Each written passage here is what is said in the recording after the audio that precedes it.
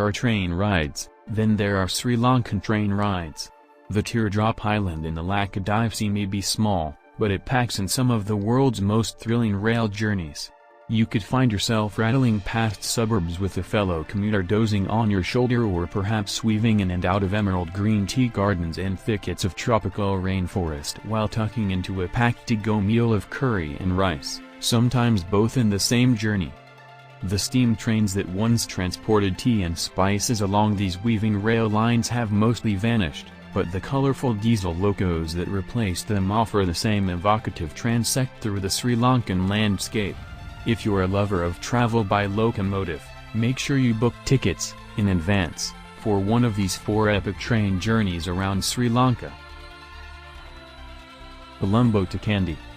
The one rail journey that features on almost every Sri Lankan itinerary, the 3-hour trip from Colombo to Kandy will whisk you away from the big city sprawl to the genteel greenery of Sri Lanka's spiritual capital, home to the legendary Temple of the Sacred Tooth Relic, enshrining what's claimed to be a genuine tooth of Buddha.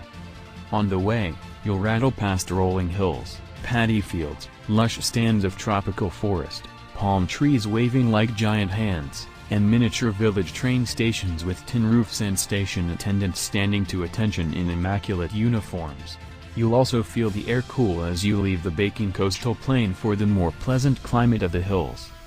The Colombo to Kandy line was the first major route established by the newly formed Ceylon Government Railway in the 1860s, slicing through the forested hills inland from the capital to bring tea and coffee down to the coast, to further the economic ambitions of the British Empire.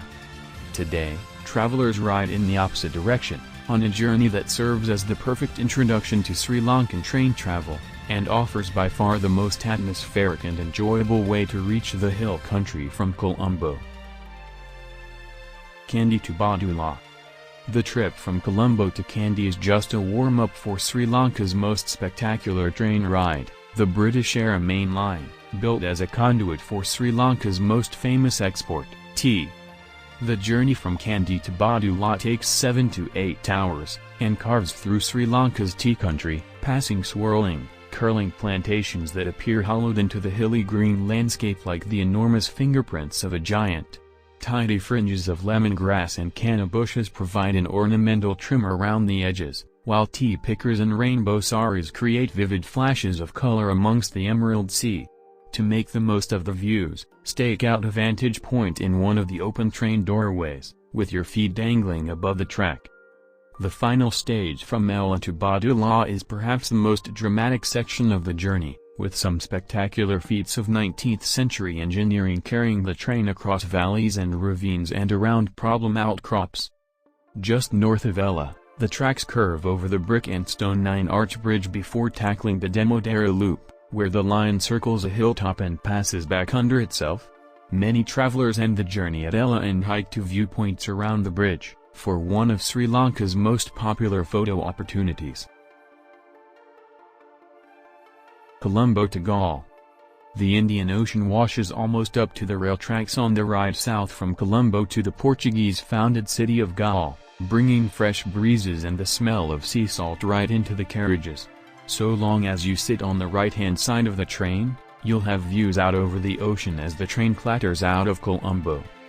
The rail line meets the shore just south of Galle Face Green, a large urban park on the outskirts of the capital, and follows it for almost the entire length of the journey. If the lure of the Big Blue gets too much, passengers can hop off the train at beachside towns including Moragala, via Helimulla Station, with snorkeling opportunities amidst coral reefs, or Hikkaduwa, where surfers ride the swells and sip smoothies in shorefront cafes. Whether you choose to temporarily alight or not, make sure you sample the wares of vendors who join the carriages at tiny rural stations.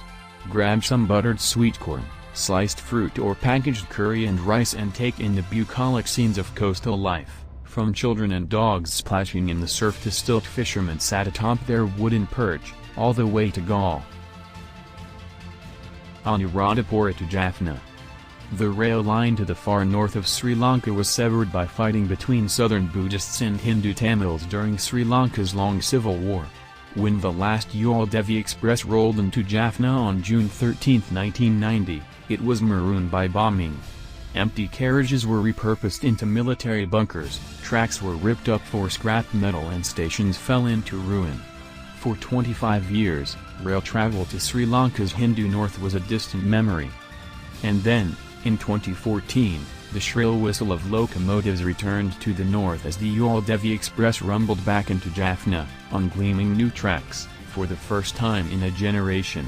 Today, the 3.5-hour ride from the ancient Buddhist city Anuradhapura to Jaffna offers a window onto a different Sri Lanka.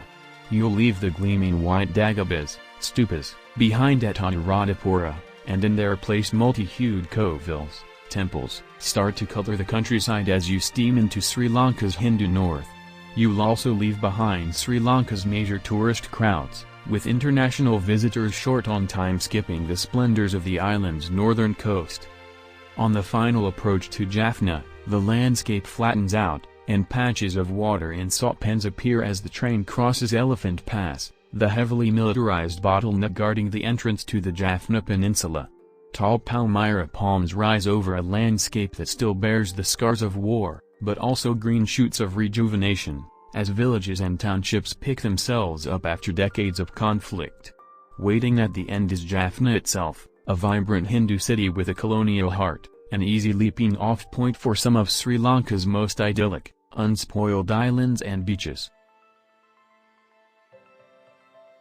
How to travel by train in Sri Lanka.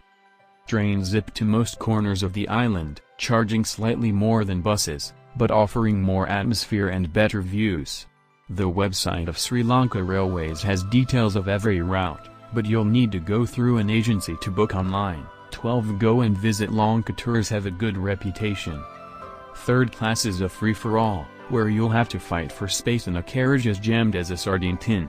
Going second class gives you windows that open, plus reasonably comfy padded seats and fans overhead to keep cool, while first class brings more comfort and air conditioning.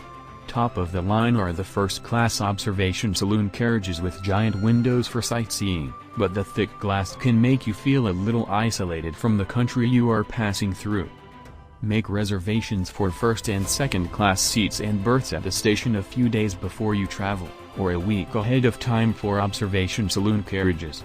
For third class, just rock up, buy a ticket and take your chances in the scrum.